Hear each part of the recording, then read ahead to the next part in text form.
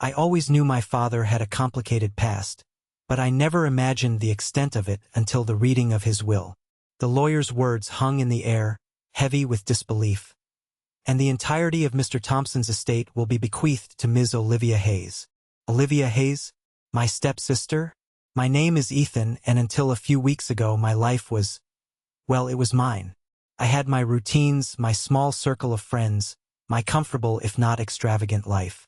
My dad, Robert, had passed away after a short battle with pneumonia. It was sudden, and it hit me harder than I expected. We weren't always the closest, but he was my dad, you know? The one constant in my life. The funeral was a blur of polite condolences and awkward silences. My stepsister, Olivia, was there, of course. She'd been part of our lives for the past 15 years. Ever since Dad married her mother, Susan. Olivia and I were never particularly close. We coexisted, mostly. She was always a bit much. Loud, opinionated, and with a knack for making everything about her. But we were family, so we navigated the holidays and family dinners as best we could. The reading of the will was scheduled for the following week. I didn't expect any surprises. Dad wasn't a millionaire, but he'd done well for himself. I figured I'd inherit the house we grew up in, maybe some savings. Enough to keep me comfortable, at least. Olivia, I assumed, would get something too. Maybe a smaller share, considering she wasn't his biological daughter, but something nonetheless. Mr. Henderson, Dad's lawyer, was a portly man with a kind smile that didn't quite reach his eyes. He sat behind a large mahogany desk in his dimly lit office, the will laid out before him. Susan and Olivia sat on one side of the room, their faces carefully neutral. I sat opposite them, trying to keep my own nerves in check. Mr. Henderson cleared his throat and began to read. It was the usual legal jargon, the kind that makes your eyes glaze over. Then he got to the part about the assets. The house, the savings, Dad's modest investments. All of it. My ears perked up, waiting to hear my name. That's when Mr. Henderson said it. The words that felt like a punch to the gut. And the entirety of Mr. Thompson's estate will be bequeathed to Ms. Olivia Hayes. I blinked, sure I'd misheard. Excuse me? I asked, my voice a little shaky. Did you say Olivia? Mr. Henderson adjusted his glasses and looked down at the document. Yes. Mr. Thompson's will clearly states that Ms. Olivia Hayes is the sole beneficiary of his entire estate. A stunned silence filled the room. I looked at Susan and Olivia. Susan's expression was one of mild surprise, but Olivia had a small, almost imperceptible smirk playing on her lips. But what about me? I stammered, the shock starting to give way to a cold anger. I'm his son. Yes, Mr. Thompson was aware of that, Mr. Henderson said calmly. However, the will makes no mention of you as a beneficiary. That's impossible, I said, standing up. There must be some mistake. Susan finally spoke, her voice laced with a practiced sympathy that didn't fool me for a second. Oh, Ethan, I'm so sorry. Robert never mentioned anything about this. Olivia remained silent, her eyes fixed on Mr. Henderson. Mr. Henderson, I pressed. Is there a reason, any reason why my father would leave everything to Olivia and nothing to me? Mr. Henderson sighed. The will doesn't specify a reason. Mr. Thompson simply stated his wishes. He shuffled some papers. There is, however, a letter addressed to you, Ethan. It was to be given to you after the reading of the will. He handed me a thick, sealed envelope. My hands trembled as I took it. I could feel Susan and Olivia's eyes on me, curious and perhaps a little triumphant. I didn't open it right away. Couldn't. The betrayal was too raw, too unexpected. So, I said, my voice low and tight, Olivia gets everything? The house I grew up in? Everything my father worked for? That is correct, Mr. Henderson confirmed. I looked at Olivia, really looked at her. The smirk was gone now, replaced by a look of cool indifference. It was like she'd been expecting this, like she knew all along. How? I asked, directing the question at her. How could he do this? Olivia finally spoke, her voice calm and collected. I don't know, Ethan. Maybe he had his reasons. Reasons? I scoffed. What possible reason could he have to cut his own son out of his will completely?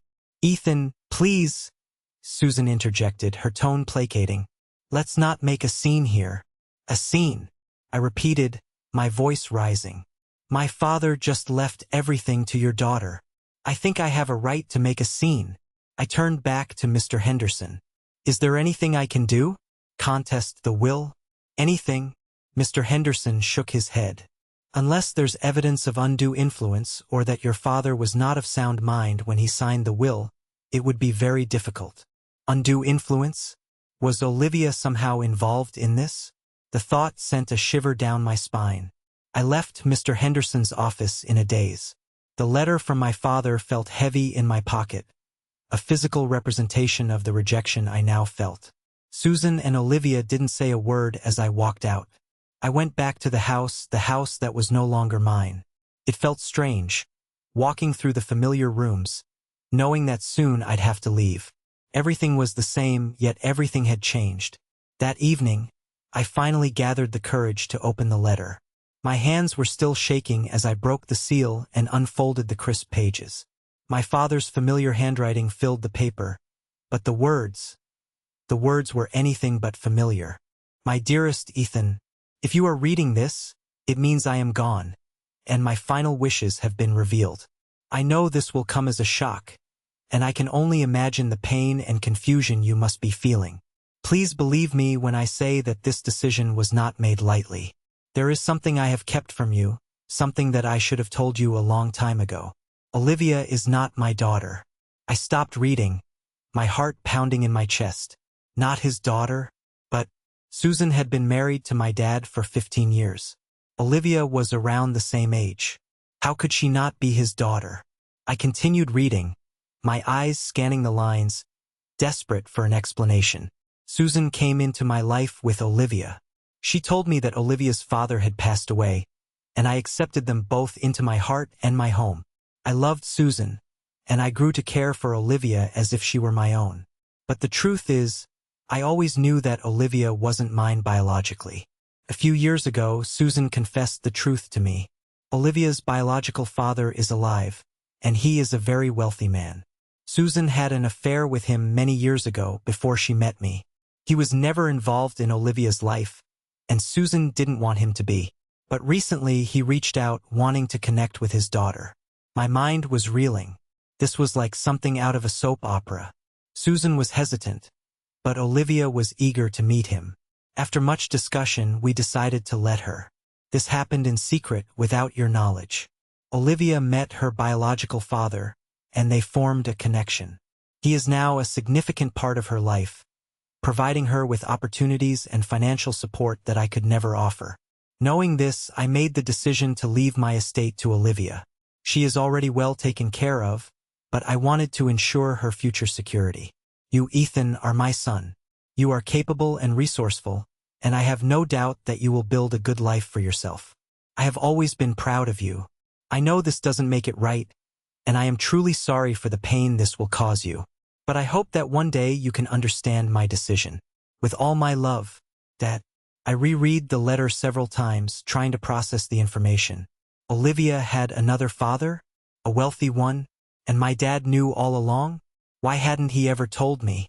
The anger I felt towards my father was now mixed with a strange sense of confusion and betrayal. Not just the will, but the years of secrets, the feeling that my entire life had been built on a foundation of lies. I thought back to all the times Olivia had gotten her way, the little things that now seemed to make sense. The expensive gifts, the trips she took, things that were always just out of reach for me. Had her biological father been helping her all along? And Susan, how could she have kept such a huge secret for so long? And why? Why pretend that Olivia was my dad's daughter all these years? I felt a surge of anger towards Olivia. She knew. She had to have known. That smug look in the lawyer's office. It all made sense now. She wasn't just getting an inheritance. She was getting what she already had access to through her real father. I decided I needed answers. I couldn't just sit here and accept this. I needed to talk to Susan, to Olivia, I needed to understand what had been going on in my own family for so many years without my knowledge. The next morning, I drove over to Susan and Olivia's house. It was still technically my house too, but it didn't feel like it anymore. The atmosphere was thick with unspoken tension as Susan opened the door. "Ethan," she said, her voice guarded. "What are you doing here?" "I read the letter, Susan," I said, my voice flat. "I know about Olivia's real father." Her face paled. "Oh, yeah. Oh is right," I said, pushing past her into the living room. Olivia was sitting on the sofa, looking surprisingly unfazed. "So, you know," she said, her tone casual. "Yes, Olivia, I know," I said, my eyes fixed on her. "And I want to know why. Why all the secrets? Why pretend all these years?" Susan sat down heavily on a chair.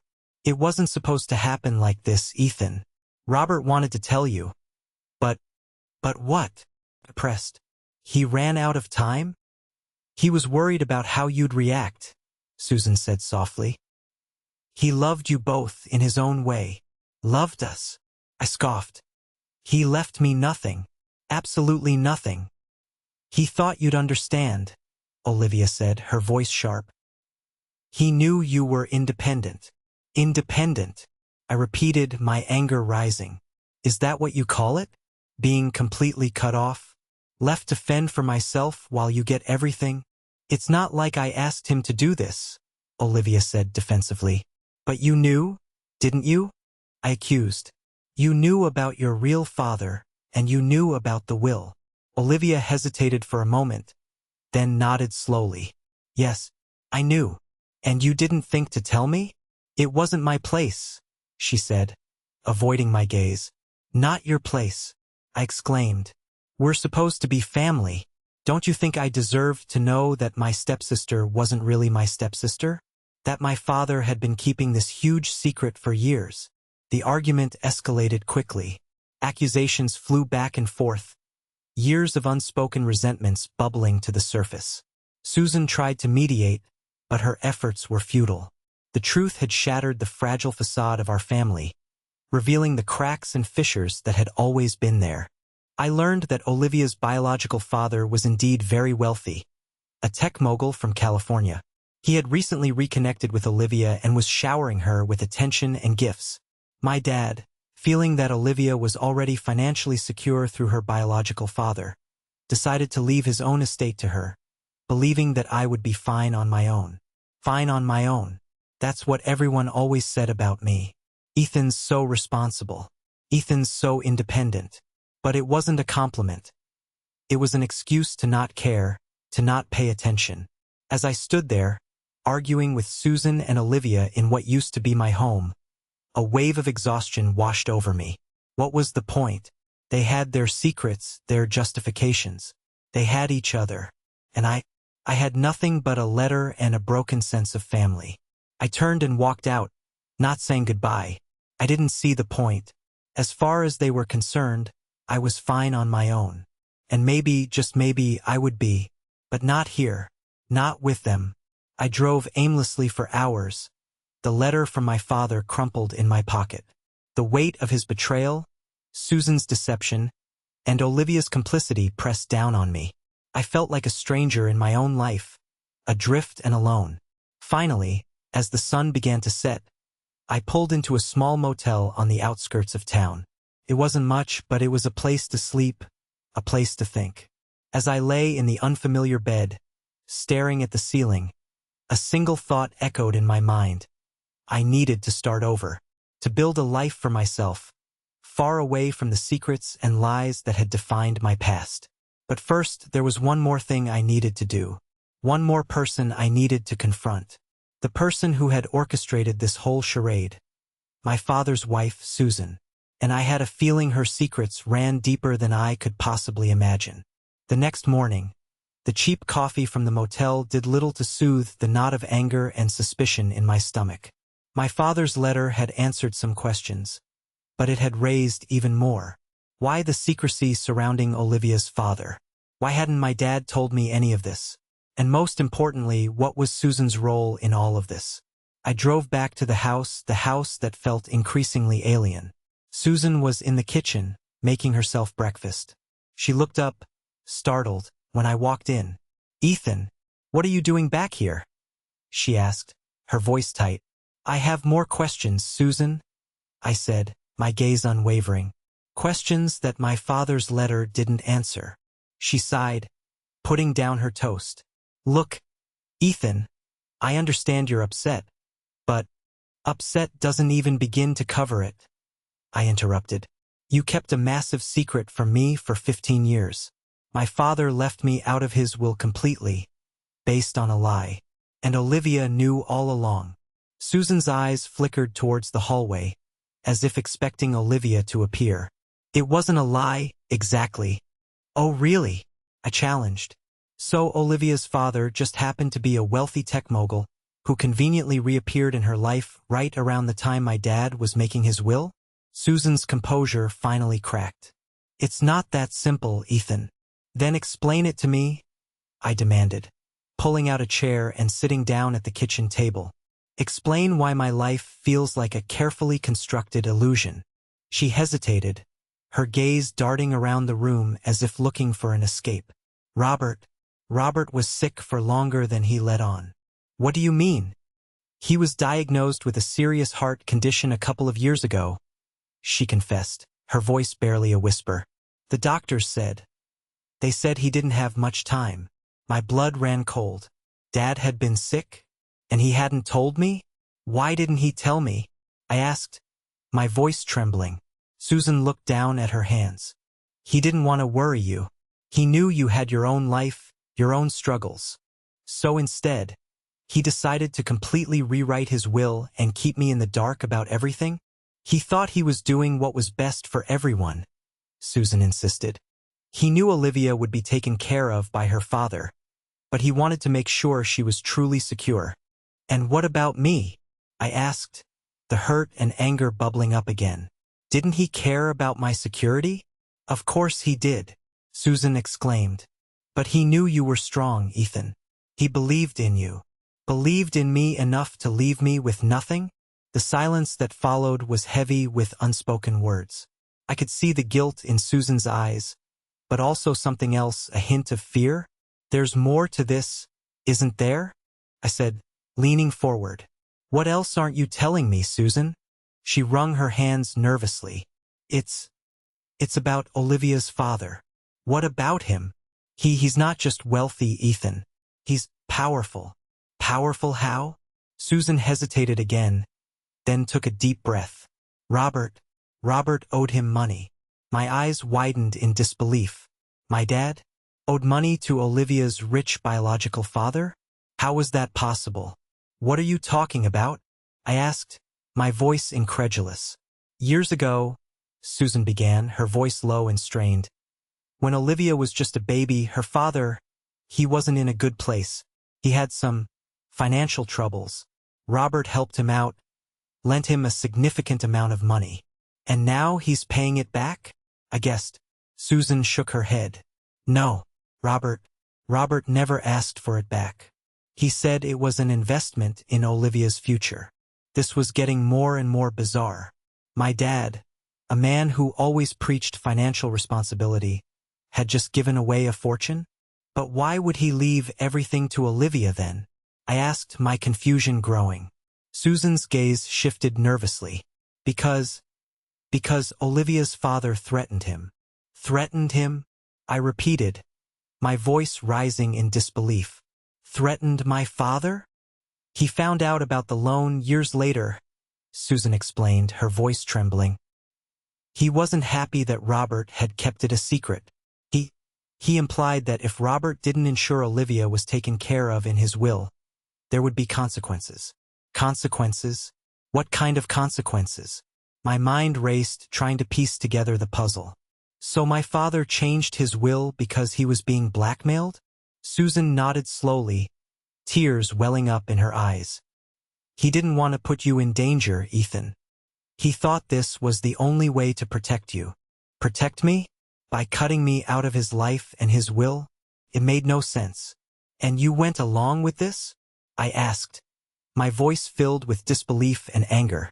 You let him do this? What choice did we have? Susan cried. He's a dangerous man, Ethan. We were scared. I stood up, pacing the kitchen. This was insane. My father had been living under the threat of some powerful, unknown man. And I had no idea. Who is he, Susan? I demanded. What's his name?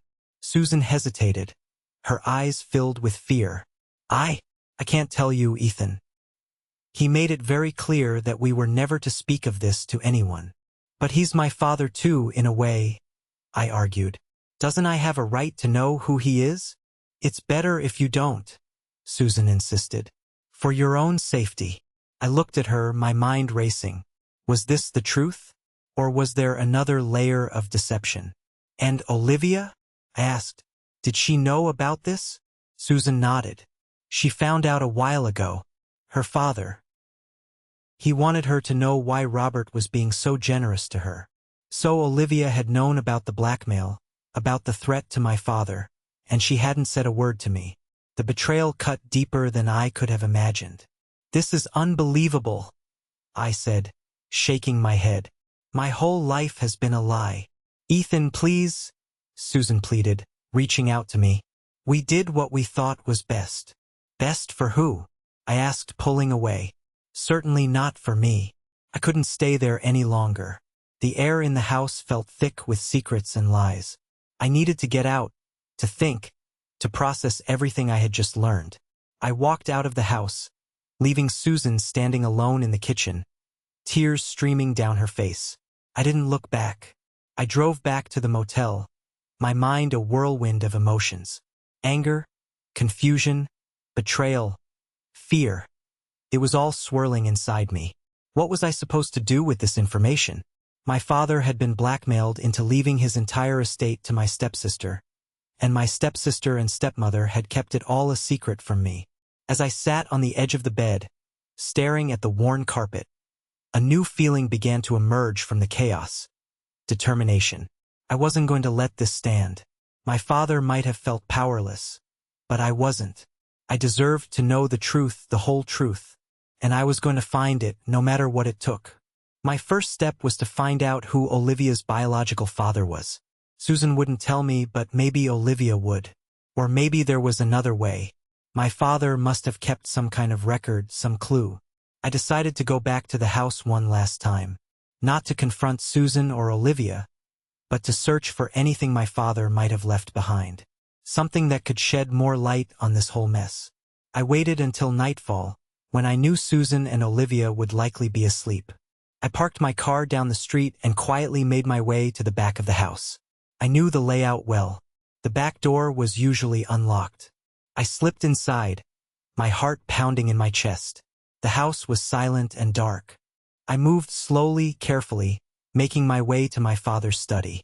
It was the one room in the house that always felt like his sanctuary.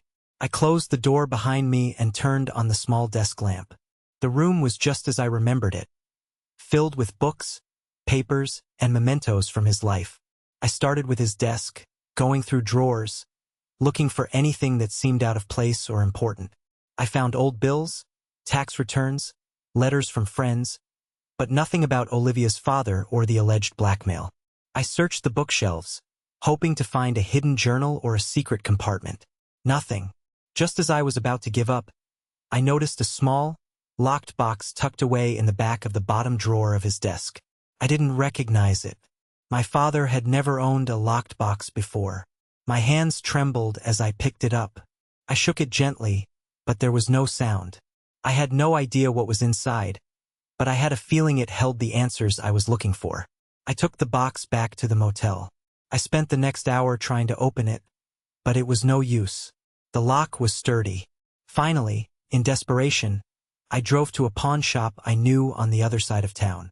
The owner, a grizzled old man with a knowing look in his eyes, managed to pick the lock for a small fee. My heart pounded as I lifted the lid of the box. Inside, there were a few documents, some old photographs, and a small, worn leather-bound journal. I picked up the journal first. The pages were yellowed with age, filled with my father's familiar handwriting. I opened it to the last entry. The date was just a few weeks before he passed away. My hands shook as I began to read. October 12th. I can't believe it's come to this. He's given me an ultimatum. If I don't ensure Olivia's future is secure, he'll make sure Ethan suffers. I can't let that happen. Ethan is my son. I have to protect him, even if it means he'll never understand. Susan is terrified. Olivia, she seems to accept it all so calmly. Sometimes I wonder if she knows more than she's letting on. I've made the arrangements. Henderson has the new will. I've also written a letter for Ethan, explaining as much as I can without putting him in further danger. I pray he can forgive me one day. I'm so tired, so scared. I just want this to be over. The entry ended abruptly. I stared at the words, my mind reeling. My father had been living in fear, trying to protect me. And Olivia, she might know more than she was letting on. I looked back at the other items in the box. There was a copy of the original loan agreement between my father and Olivia's biological father. The amount was staggering, more money than I had ever imagined. There were also some photographs. One was of a young Susan, radiant and smiling, standing next to a man I didn't recognize. He had a cold, hard look in his eyes. This had to be Olivia's father. And then I saw it. A small, folded piece of paper tucked inside the back cover of the journal. I carefully unfolded it.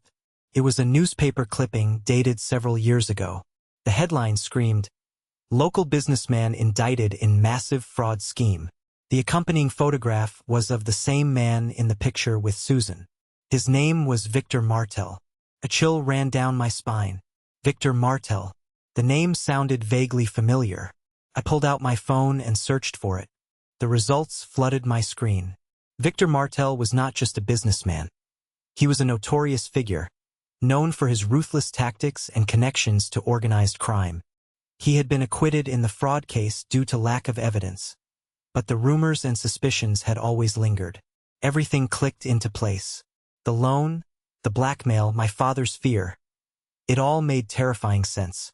My father hadn't just been protecting Olivia. He had been protecting me from a dangerous man. And Susan and Olivia had been living with this secret for years. I knew what I had to do.